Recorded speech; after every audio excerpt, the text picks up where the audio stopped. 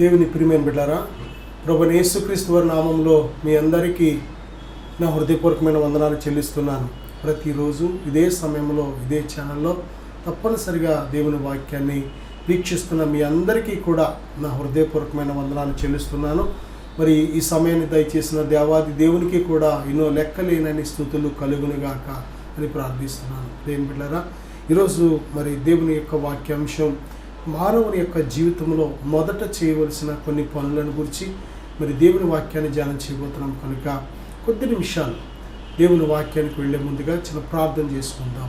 ప్రభువా, ఇప్పుడే నాయన ఈ వాక్యాన్ని ఆలకిస్తున్న ప్రతి బిడ్డను మీ స్వాధీనపరచుకోండి. పరిశుద్ధాత్మదేవా, ఇప్పుడే బలపరచండి నాయన. ఓ తండ్రి, వినే చెవి, గ్రహించే హృదయం దయచేయండి నాయన. మమ్మలను అయ్యా మీరు కోరుకున్న మీ చిత్తానుసారమైన రూపులోకి మమ్మలను అయ్యా దిద్దండి, అయ్యా రూపించండి. ప్రభువా, మమ్మలను నాయన మీ స్వరూపం పోలికలోకి నడిపించండి. అలాగే నాయన మీ సంపూర్ణమైన చిత్తం మా జీవితాల్లో నెరవేర్చండి. వాక్యాన్ని ఆలకిస్తున్న ప్రతి బిడ్డను పరిశుద్ధాత్మదేవా ఇప్పుడే మీ స్వాధీనపరచుకునమని నాయన మీరే దర్శించి మాట్లాడి మీ దీవెన ఆశీర్వాదాలతో నింపమని యేసు నామములో ప్రార్థిస్తున్నాను తండ్రి, ఆమేన్. ప్రియ బిడ్డలారా, ఈరోజు దేవుని యొక్క పరిశుద్ధ గ్రంథంలో కానీ మనం చూసినట్లయితే మానవుని జీవితంలో ఏది మొదట, ఏది రెండవది, ఏది మూడవది, ఏది నాలుగవది అనే ఒక చక్కటి ఒక క్రమాన్ని దేవుడు మనతో మాట్లాడుతున్నాడు. ప్రియ బిడ్డలారా, మనం ఈ యొక్క సత్యాన్ని మనం తెలుసుకోవాలి తప్పనిసరిగా. ఎందుకంటే మొదట ఏది చేయాలి, లేక తర్వాత ఏది చేయాలి, తర్వాత ఏది చేయాలి అనేది ప్రతిదానికి కూడా ఓ చక్కటి క్రమం ఉంది. ప్రతిదానికి ఒక క్రమం అనేది ఉంది. ఏదైనా ఒక ఆహారం వండాలి అంటే దానికి ఒక క్రమం, ఒక ఆర్డర్ అనేది ఉంది. అలాగే ప్రతి పనికి ఒక ఆర్డర్ ఉంది. ఒక వ్యక్తి ఒక ఉద్యోగం సంపాదించాలంటే దానికి ఒక ఆర్డర్, ఒక క్రమం ఉంది. ముందుగా చదవాలి, చదివి దేని బిడ్డ దానికి సంబంధించిన ఏదైతే ప్రవేశ పరీక్ష ఉందో, ఎంట్రన్స్ ఎగ్జామ్ లాంటిది, కాంపిటీషన్ ఎగ్జామ్ ఏదైతే ఉందో దానికి సంబంధించినది రాయాలి. అందులో కావలసిన మార్కులు సంపాదించాలి. దేని బిడ్డరా, ఆ విధముగా ఒక ఉద్యోగానికి ఒక మార్గం అనేది ఎలాగైతే ఒక ప్రొసీజర్ ఉందో అలాగే దేని బిడ్డరా మానవ ఆత్మీయ జీవితంలో కూడా ప్రారంభంలో ఏమి చేయాలి, మొట్టమొదటిగా మనము, రెండవదిగా ఏమి చేయాలి, మూడవదిగా ఏమి చేయాలి అనేది ఒక క్రమాన్ని దేవుని పరిశుద్ధ గ్రంథం మనకు బోధిస్తుంది.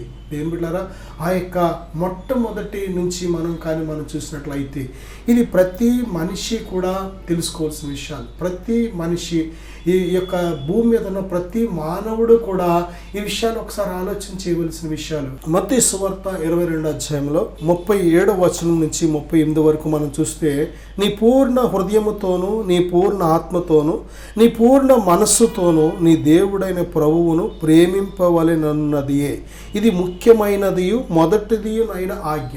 దేవునిని నీ పూర్ణ హృదయముతో, నీ పూర్ణ ఆత్మతో, నీ పూర్ణ శక్తితో దేవునిని మొదట ప్రేమించాలి అనేది మొదటి ఆజ్ఞ.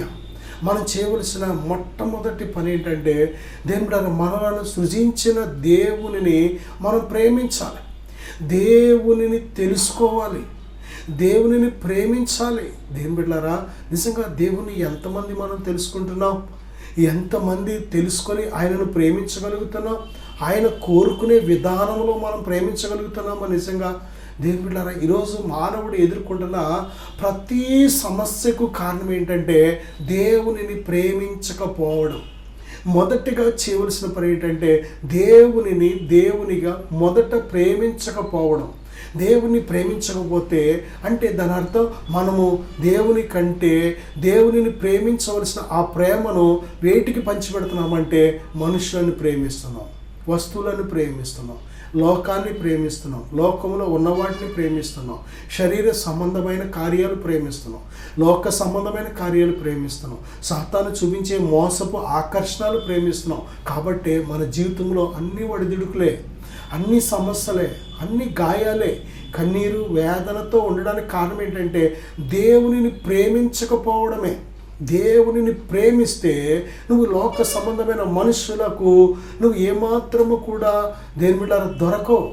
దేవునిని ప్రేమించే వ్యక్తి ఈ లోకాన్ని ప్రేమించలేడు, పాపపు ఆశలను ప్రేమించలేడు, శరీర సంబంధమైన కార్యాలను ప్రేమించలేడు, సాతాను చూపించే మోసపు ప్రేమలలో పడలేడు. దేని బిడ్డారా, ఈరోజు దేవుడు మనల్ని ఎంత ప్రేమిస్తున్నాడో మనం తెలుసుకున్నట్లయితే మనం కూడా దేవుని ప్రేమించగలుగుతాం. దేవుని ప్రేమ మనకు అర్థమవట్లేదు. దేవుడు మన కోసం ఆయన చేసిన త్యాగము, ఆ సిలువ త్యాగము కానీ మనం ధ్యానించినట్లయితే మనము దేవుని ప్రేమకు ఆకర్షితులవుతాం. దేవుని ప్రేమ అర్థమవక దేవుని ప్రేమను అపార్థం చేసుకుంటున్నాం. దేవుడు లోకమును ఎంతో ప్రేమించాడని బైబిల్ చెప్తుంది. దేవుడు నేను ఎంత ప్రేమిస్తున్నాడు అంటే ఆయన తన ప్రాణమంతగా ప్రేమిస్తున్నాడు. చాలామంది అంటూ ఉంటారు, వాడు నా ప్రాణమండి, నా కొడుకు నా ప్రాణమండి, నా కూతురు నా ప్రాణమండి, మా ఆయన నాకు ప్రాణమండి, నా భార్య నాకు ప్రాణమండి, మా అమ్మ నాన్నంటే నాకు చాలా ప్రాణమండి, నా స్నేహితులంటే ప్రాణమండి అంటూ ఉంటాం కదా. దేని బిడ్డారు, మనం అంటాం కానీ నిజంగా అంత ప్రేమించలేం. కానీ దేవుడు నిన్ను ఎంత ప్రేమిస్తున్నాడు అంటే తన ప్రాణముగా ప్రేమిస్తున్నాడు. తన ప్రాణమైన సిలువలో విడిచిపెట్టడానికి ఇష్టపడ్డాడు కానీ నిన్ను వదులుకోవడానికి ఇష్టపడలేదు. ఎందుకంటే ఆయన ప్రాణం పెట్టకపోతే మనము మన పాపములలో నుండి చనిపోయి పాపముల వచ్చి జీతమైన నరకానికి వెళ్ళిపోదాం, నిత్య నరకానికి వెళ్ళిపోదు. మన ఆత్మలు భయంకరమైన దేని బిడ్డారా ఆ నరకములో మనము భూమి మీద చేసిన పాపాలను బట్టి తగిన మూల్యం చెల్లించవలసి ఉంటుంది. యుగ యుగాలు తరతరాలు ఆ యొక్క దేవుళ్ళ నరకములో ఆరని అగ్ని అక్కడ, అది నిత్యము వేధించే అగ్ని. అటువంటి అగ్నిలో మనం వేదన అనుభవించాలి. ఎందుకంటే మనము చేసిన పాపం, దేవుడి మాట వినక ఆజ్ఞను ఎప్పుడైతే అతిక్రమిస్తున్నామో ఆజ్ఞ అతిక్రమం పాపం. పాపపు జీవితం మనకి ఇష్టంగా ఉంటుంది, పాపపు జీవితం మనం ప్రేమిస్తూ ఉంటాం, పాపపు జీవితం మనకు అవసరం అవ్వచ్చు, పాపం చేయలనే ఆ యొక్క ప్రేరేపణ బలంగా కలగవచ్చు. కానీ పాపము భయంకరమైన నష్టాన్ని, కష్టాన్ని, ప్రతిఫలాలు ఇస్తుంది. దీని బిడ్డారా శాశ్వతమైన ఫలాలు ఇస్తూ ఉంటుంది. అది ఈ చేదైన ఫలాలు. కాబట్టి దేని బిడ్డారా అటువంటి చేదైన ఫలాలు మనం పొందకూడదనే, ఆ భయంకరమైన వేదన కలిగిన స్థలానికి మన ఆత్మలు వెళ్ళకూడదనే ప్రేమమయుడైన దేవుడు దేని బిడ్డారా ఏం చేశాడో తెలుసా? మనలను తప్పించడం కోసం, ఆ మరణం నుండి మనలను తప్పించి మనలను నిత్య జీవంతో నింపడం కోసం తన కుమారుడైన ప్రభువుని యేసుక్రీస్తుని లోకానికి పంపించాడు. దేని ప్రియబిడ్డ, యేసునందు విశ్వాసం ఉంచినప్పుడు నీ పాపము క్షమించబడుతుంది. యేసునందు విశ్వాసం ఉంచినప్పుడు నీవు దేవుని కుమారుడిగా, కుమార్తెగా అంగీకరించబడుతున్నావు.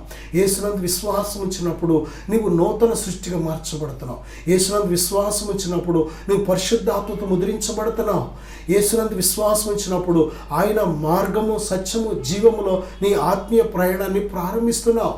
యేసునందు విశ్వాసం ఉంచినప్పుడు నీతిమంతుడు విశ్వాసమూలముగా జీవించుననే ఆ గొప్ప ఉన్నతమైన సూత్రం మీద విశ్వాసము ద్వారా దేవుని కోసం భూమి మీద బ్రతకగలుగుతున్నావు.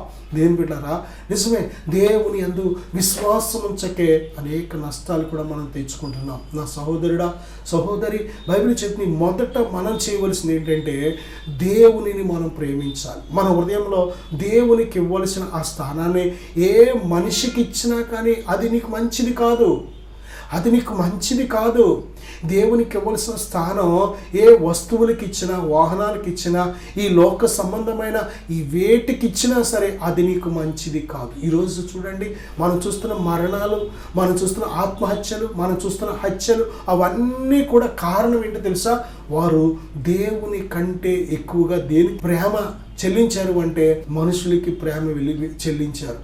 దేవునికి ఇవ్వాల్సిన ఆ స్థానం మనుషులకి ఇచ్చారు కనుక ఆ ప్రేమ ఒక్కోసారి చేదుగా మారిపోతుంది, ఒక్కోసారి పగగా మారిపోతుంది. ప్రేమ మరణమంత బలమైంది కనుక దేని బిడ్డలారా, ఎవరు ఎంతగా మనుషులను ప్రేమిస్తారో అదే ప్రేమ కొన్నిసార్లు చేదుగా మారిపోతుంది, విషంగా మారిపోతుంది.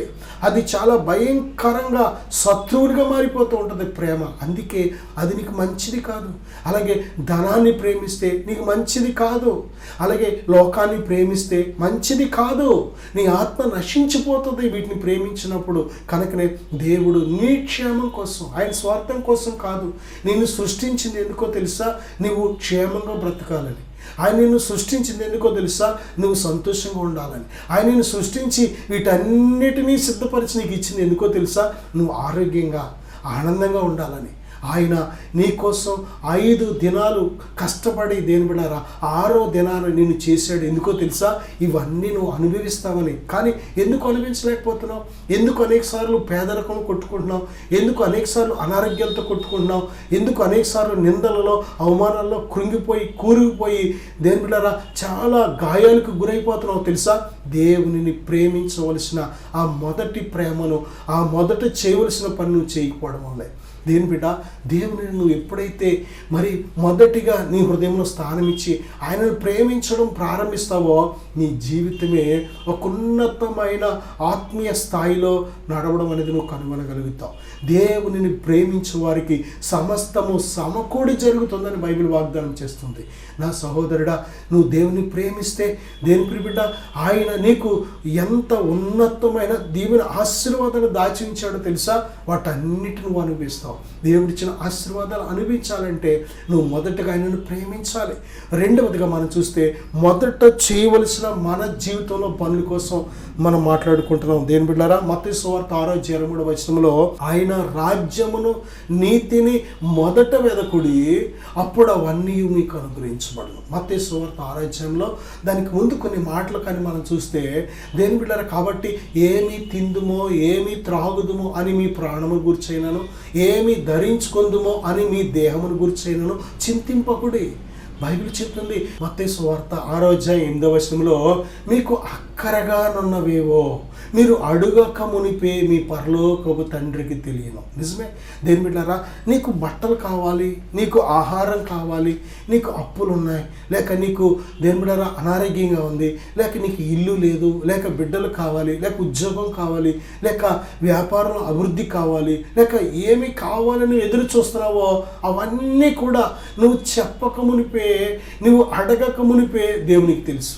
ఈ విషయం నీకు తెలుసా? నా సహోదరుడా, సహోదరి, నీకు ఏమి కావాలో నేను సృజించిన నీ పరలోకపు తండ్రికి తెలుసు అనే విషయం నీకు తెలుసా?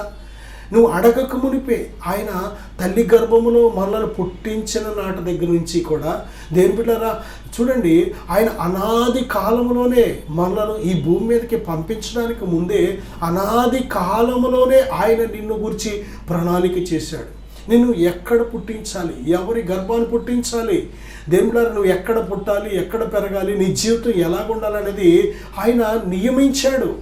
నీ భూమి మీద నీ జీవితాన్ని ఒక చక్కటి ప్రణాళికతో ఆయన చక్కగా సిద్ధపరిచాడు. అందుకే ప్రార్థన చేసేటప్పుడు అంట, తండ్రి నీ చిత్తము పరలోకమందు నెరవేరినట్లు భూమి యందు కూడా నెరవేరును గాక అని ప్రార్థన చేయాలి. ఎందుకంటే దేవుడు ఒక ఉన్నతమైన ఆలోచన నీ కోసం చేశాడు.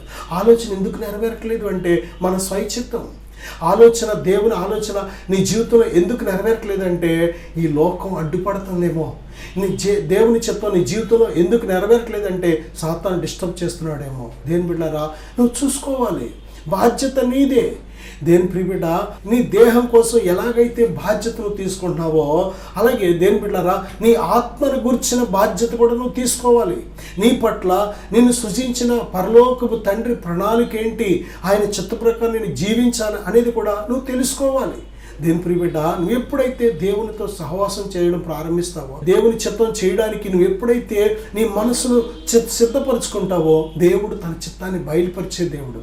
దేవుడు తన చిత్తాన్ని నీకు బయలుపరిచే దేవుడు ఆయన. కనుక దేని బిడ్డలారా, ఆయన నీకు తన ఆలోచన చెప్పి నువ్వు నడవలసిన మార్గాన్ని నిన్ను నడిపించాలని దేవుడు ఆశపడుతున్నాడు. కాబట్టి దేని ప్రియబిడ్డ, నువ్వు ఎప్పుడైతే ఆయనకు నీ హృదయాన్ని చెవిని ఇస్తావో దేవుడు తన యొక్క మార్గాలు, నువ్వు నడవలసిన మార్గాన్ని నీకు బోధిస్తాడు దేవుడు. నిజమే. దేని ప్రియబిడ్డలారా, నిజమే. ఏది మొదట మనం చేయాలి అంటే మొదటగా ఆయన రాజ్యాన్ని, ఆయన నీతిని మొదట వెతకాలి. ఈ భూమి మీద ఈ భూలోక రాజ్యాలు ఎలాగైతే ఉన్నాయో అలాగే పరలోక రాజ్యం అనేది ఒకటి ఉంది. దేని ద్వారా ఈ లోక రాజ్యాలు కొద్ది కాలమే ఉంటాయి, ఈ భూలోకం కొద్ది కాలమే ఉంటుంది, ఈ లోకము దాని ఆశలు గతించిపోతాయి. కానీ పరలోక రాజ్యం అనేది శాశ్వతమైన రాజ్యం, నిత్య రాజ్యం. అది దేని ద్వారా ముగింపు లేని రాజ్యం. ఆ రాజ్యంలో నీ ఆత్మ ఉండాలి అంటే ఈ భూమి మీద ఉండగానే నువ్వు దానికి యోగ్యురాలిగా ఉండాలి. దేని ప్రియబిడ్డ, నిజమే. దేనికైనా యోగ్యత లేకపోతే మనం సంపాదించలేము. పెళ్లి చేయాలంటే దానికి ఒక యోగ్యత, ఇల్లు కట్టాలంటే దానికి ఒక యోగ్యత.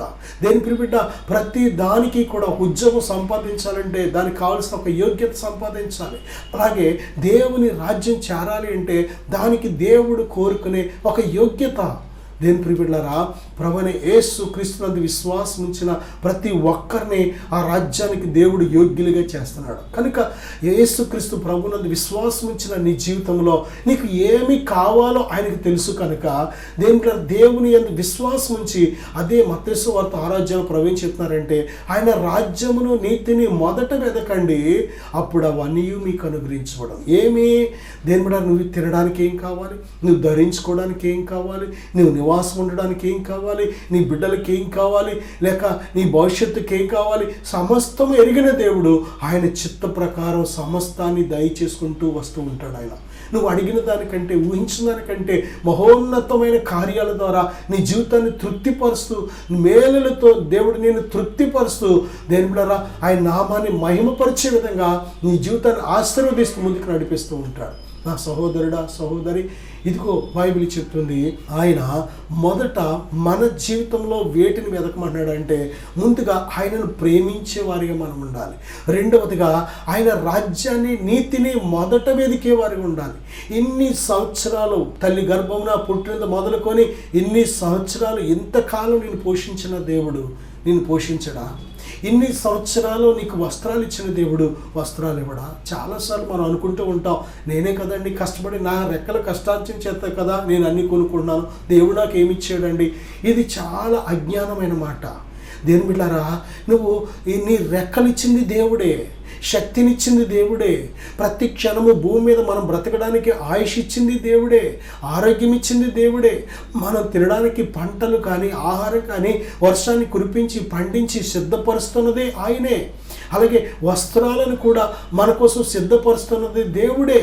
ఆ వస్త్రాలు కొనుక్కోవడానికి కావాల్సిన ధనం ఇచ్చేది దేవుడే. ఆ ధనం సంపాదించడానికి కావాల్సిన జ్ఞానము, శక్తి, బలము ఇచ్చేది దేవుడే. అవి దేవుడు ఇవ్వకపోతే నువ్వు ఎలా సంపాదించుకోగలుగుతావు?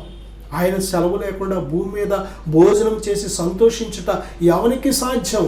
దేని ప్రియబిడ్డ, చాలాసార్లు దేవుడు నాకు ఏమి ఇచ్చాడండి, దేవుడు నాకు ఏం చేశాడండి, దేవుడు ఎందుకోనండి అలాగని దేవుడి మీద నెపాలు వేస్తూ ఉంటామే, కానీ దేవుడు ఇచ్చినవి మనం గ్రహించలేకపోతున్నాం. ప్రతి క్షణము మనం పీల్చుకొని బ్రతుకుతున్న ఈ ప్రాణవాయువు ఆక్సిజన్ ఇచ్చింది దేవుడే. నా సహోదరుడా, ప్రతి క్షణము దావతేస్తే భోంచేసేటప్పుడు కానీ మనం త్రాగుచున్న మంచినీళ్ళు ఇచ్చింది దేవుడే.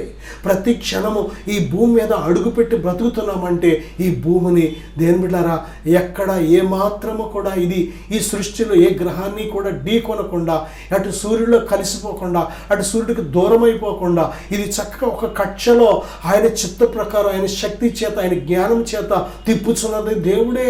దేని బిడ్డారా, నిజమే, దేవుడు చేస్తున్న కార్యాలు ఆయన నిత్య శక్తియు, దైవత్వము, ఆయన సృష్టించిన ప్రతి వస్తువును, ప్రతి పదార్థాన్ని కూడా మనం పరిశీలన చేస్తున్నప్పుడు ఆయన గొప్ప జ్ఞానాన్ని, ఆయన శక్తిని, ఆయన దైవత్వాన్ని మనం కనుగొనగలం. కానీ మనము దేని బిడ్డారా దేవునిగా మహిమపరచక, దేవునికి ఇవ్వాల్సిన స్థానం ఇవ్వక, దేని బిడ్డారా ఆయన ప్రేమించవలసిన రీతిలో ప్రేమించకే చాలా ఇబ్బందులు పడుతూ ఉంటాం. కానీ దేవుడు మంచివాడు, సర్వశక్తిమంతుడు, ఆయన నిన్ను ప్రేమిస్తున్నాడు. ఆయన నేను శాశ్వతమైన ప్రేమతో ప్రేమిస్తున్నాడు. కనుక నువ్వు నశించిపోవడం దేవునికి ఇష్టం లేదు. అందుకే దేవుడు నీ వైపు చేతులు చాపి దినమంతా ఎదురు చూస్తున్నాడు. అనేక సార్లు మనం తిరుగుబాటు చేశాం, అనేక సార్లు ఆయనను గాయపరిచాం, దూషించాం, అవమానపరిచాం, దుర్భాషలాడాం, అనేక సార్లు ఆయన మీద తిరుగుబాటు చేశాం. ఇంకా నేను ప్రేమిస్తున్నాడు. అదే దేవుని ప్రేమ.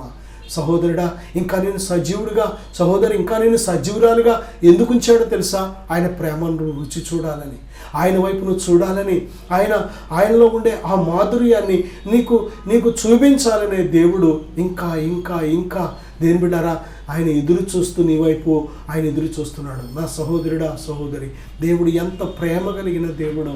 అందుకే మన జీవితంలో మన మేలు, మన క్షేమం కోసం, మన మంచి కోసం చెప్తున్నాడో. మొదటిగా మనం చేయవలసింది ఏంటంటే దేవుణ్ణి ప్రేమించాలి. రెండవదిగా మనం చేయవలసింది ఏంటంటే ఆయన రాజ్యాన్ని, నీతిని మొదట వెతకాలి. ఈ పరంగా ప్రభు వస్తే దేని బిడ్డారా మనకు ఒక సామెత ఉంది, మనిషి పోకడా దేవుని రాకడ ఎప్పుడో తెలీదు. నిజమే, ప్రభువైన యేసుక్రీస్తు వారు ఆయన అతి త్వరలో రాబోతున్నారు. మరణాత అంటూ ఉంటాం, ప్రభువా త్వరగా రమ్ము అని. ప్రభు అతి త్వరలో రాబోతున్నారు, అకస్మాత్తుగా రాబోతున్నారు. ఆయన ఏ సమయం, ఏ రోజు, ఏ నెల, ఏ సంవత్సరం వస్తారో ఎవరికీ తెలియదు.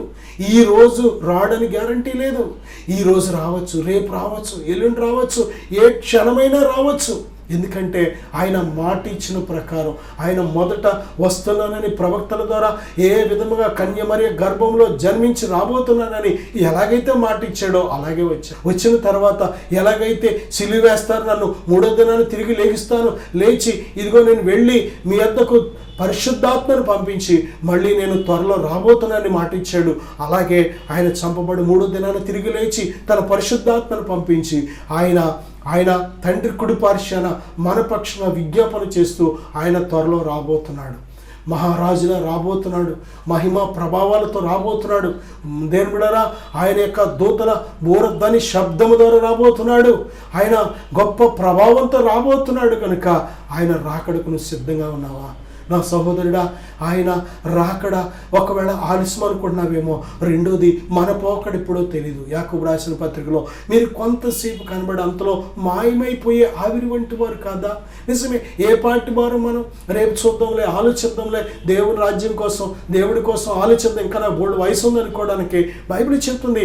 ఈ భూమి మీద మన జీవితం ఎంత అల్పమైనదంటే కొంతసేపు కనబడి అంతలో మాయమైపోతాం. నా సహోదరుడా, నా సహోదరి, నిజమే, ప్రతిరోజు మెలుకోగలిగిన క్రైస్తవుని జీవితాన్ని కొనవలసిన లక్ష్యం ఏంటంటే మనము కొంతసేపు కనబడి అంతలో మాయమైపోతాం. రేపు ఏమి సంభవిస్తుందో మనకు తెలీదు. నిన్న అనేది ఎస్టర్డే ఈజ్ హిస్టరీ అయిపోయింది.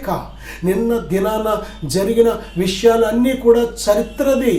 దేనిలో రేపు అనేది ఏమి జరుగుద్దో మిస్టరీ, ఇది ఎవ్వరికీ తెలీదు. దేవుడు దేని ప్రియులారా మరి ఆయన మనకి ఇస్తున్న ఈ జ్ఞానం ఏంటంటే ఆయనకు మాత్రమే తెలుసు. రేపు ఏమి జరగబోతుంది, ఏమి చేయబోతున్నాడు అనేది ఆయనకే తెలుసు. ఏదైనా జరగవచ్చు. దేని ప్రియులారా ఈ భూమి మీద మనం చూస్తున్న ప్రతీది కూడా ఏ నరుడికి కూడా ముందుగా వారికి తెలీదు. ప్రియులారా మనకు తెలియలేని విషయాలు చాలా ఉన్నాయి. అందులో రేపు ఏమి సంభవిస్తుందో మనకు తెలియదు. ఎవరి జీవితంలో ఏమి జరుగుద్దో, మేలు జరుగుతుందా, కీడు జరుగుతుందా, ఏం పడతారా, లెగుస్తారా, ఎవరికీ తెలియదు. కాబట్టి దేని బిడ్డారా రేపటిని గూర్చిన చింత వద్దు. దేవుని మీద భారమయ్యి దేవుడు చూసుకుంటాడు. దేని బిడ్డ నీకున్న స్థితిని ఎరిగిన దేవుడు ఆయన మీద భారం వేస్తే నీకు తప్పనిసరిగా అదే విశ్వాసం. దేవుని మీద నీతిమంతుడు విశ్వాసం నుంచి బ్రతుకుతాడు, అదే విశ్వాసం. దేని బిడ్డలారా విశ్వాసము లేకపోతే మనం దేవునితో నడవలేం. విశ్వాసము లేకపోతే దేవునికి ఇష్టడుగా జీవించలేం. విశ్వాసము లేకపోతే ఈ ఆత్మీయ ప్రయాణం అనేది ఏమాత్రం కొనసాగదు. విశ్వాసము ద్వారా మాత్రమే నీతిమంతుడు జీవిస్తాడు. కనుక విశ్వాసం ధరించుకొని రేపు నా దేవుడు నాకు చూసుకుంటాడు, దేవుడు నా సంకటాలు కుదురుస్తాడు, దేవుడు నాకు జవాబిస్తాడు, నా కన్నీటిని తుడుస్తాడు అనే విశ్వాసంతో బ్రతికేవాడే క్రైస్తవుడు. దేని ప్రియబిడ్డ దేవుని మీద విశ్వాసం ఉంచి నువ్వు మొదట చేయవలసింది ఏంటంటే రేపు ఎల్లుండ కాదు, నువ్వు మొదట చేయవలసింది ఈరోజు అనబడే సమయం ఉన్నప్పుడే, నేడు అనబడే సమయం ఉన్నప్పుడు నువ్వు చేయవలసిన పని ఏంటంటే ముందు ఆయన రాజ్యాన్ని, నీతిని వెతుకు. ప్రభువా నీ నీతిని నాకు దయచేయి, నా పాపం ఉంటే క్షమించు, నీ రక్తంతో కడుగు నాయన, నీ అందు విశ్వాసం ద్వారా కలిగే నీతి నాకు దయచేయని ఆయన నీతిని వెతుకు, ఆయన రాజ్యాన్ని వెతుకు, ఆయన ఆత్మచేత నింపబడి ఆయన ఆత్మచేత నడిపించబడే జీవితాన్ని కోరుకు. నా సహోదరుడా, నా సహోదరి, చిన్న ప్రార్థన చేస్తాను, ఏకీపిద్దాం. పరిశుద్ధుడా, ఘనమైన తండ్రి, మా జీవితంలో మొదట మేము చెయ్యాలో, ఏమి నాయన వెతకాలో సహాయం దయచేయండి నాయన. మా జీవితంలో ఒక క్రమం అనేది పెట్టాం నాయన. మొదట మేము చేయవలసిన పనులు మేము చేసినప్పుడు అయ్యా, తర్వాత ప్రభా ఇదిగో ప్రభా అయ్యా, మీరు చేయవలసిన పనులు మీరు చేసేవారు ఉన్నారు నాయన. మీ మాట మేము విన్నప్పుడు మా మాట వినే దేవుడిగా ఉన్నాం. మీ యొద్దకు మేము వచ్చినప్పుడు మా యొద్దకు వచ్చే దేవుడిగా ఉన్నాం నాయన. మీరు మమ్మల్ని ఎంత ప్రేమించారో మేము కూడా అంత ప్రేమిస్తే ఇంకా మీ కృపను మాపై కుమ్మరించడానికి సిద్ధంగా ఉన్నాం తండ్రి. ఇదిగో ప్రభా, బిడ్డలు ఎవరైతే నాయన ఈ మొదట చేయవలసిన పనులు చేయకుండా అయ్యా అయ్యా వేరే వేరే పనులు చేస్తున్నారో దయతో క్షమించండి. మొదట మిమ్మల్ని ప్రేమించేవారిగా, మొదట మీ నీతిని రాజ్యాన్ని వెతికేవారిగా సిద్ధపరచమని యేసుక్రీస్తు నామములో ప్రార్థిస్తున్నాను తండ్రి. ఆమేన్. God bless you.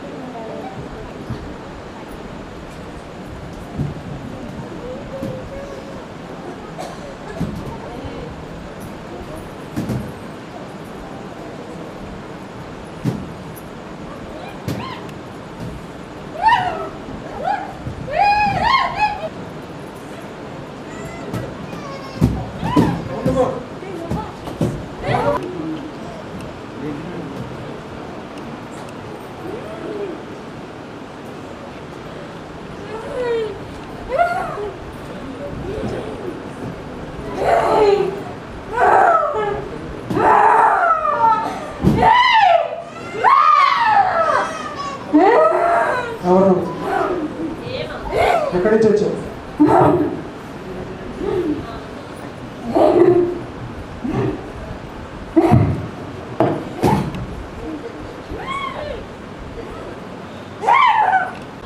యేసుక్రీస్తు నామమున ఆజ్ఞాపిస్తున్నా. ఎప్పటి నుంచి ఉన్నావు? ఎంతకాలం నుంచి ఉన్నావు?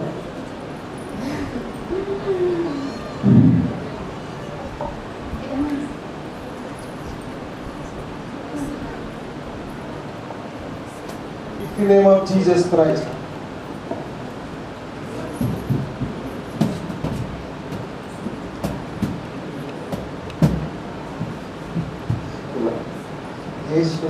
విడుదల ప్రకటిస్తున్నాను.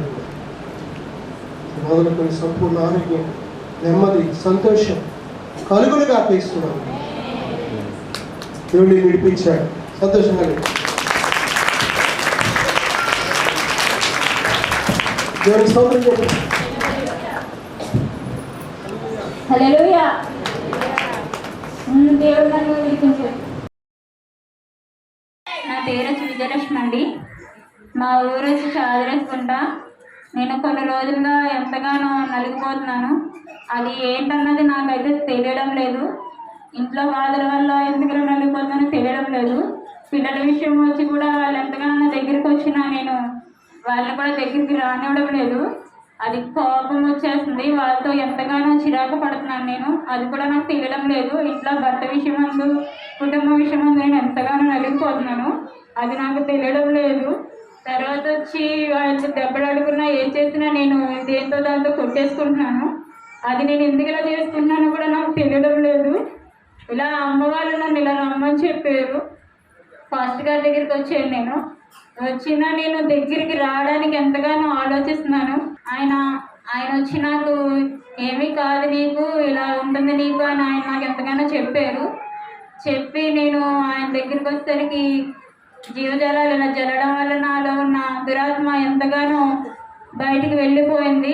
దేవుడు నన్ను ఎంతగానో దీవించి నాకు ఇంత ఆరోగ్యవంతమైన శక్తిని నాకు కలగజేశారు. తల్లో ఉన్న భారం మొత్తం నాకు ఎంతగానో తొలగిపోయింది. తల్లో ఎంతగానో బాధపడుతూ నాకు ఏదేదో అయిపోతున్నట్టు దేంతోనూ కొట్టేసుకుంటున్నాను నేను. అలాంటిది దురాత్మ నాలో ఉండి నన్ను ఎంతగానో శోధన పెట్టింది. ఈ పెట్టడం వల్ల నాకు ఈ జీవజలాలు జల్లడం వల్ల నాకు ఎంతగానో పరిశుద్ధాత్మ నాకు ఎంతగానో కలగజేశాడు దేవుడు. నాకు ఎంతగానో ఇప్పుడు తేలిగ్గా ఉంటుంది. ఉండి నన్ను దేవుడు ఎంతగానో దీవించి బలపరిచినందుకు నా కుటుంబాన్ని కూడా నాకు సన్నిధిలోకి నడిపించమని, నా కుటుంబాన్ని దేవుడు దీవించి ఆశీర్వదించమని, చిన్న సాక్ష్యం దేవుడు దీవించమని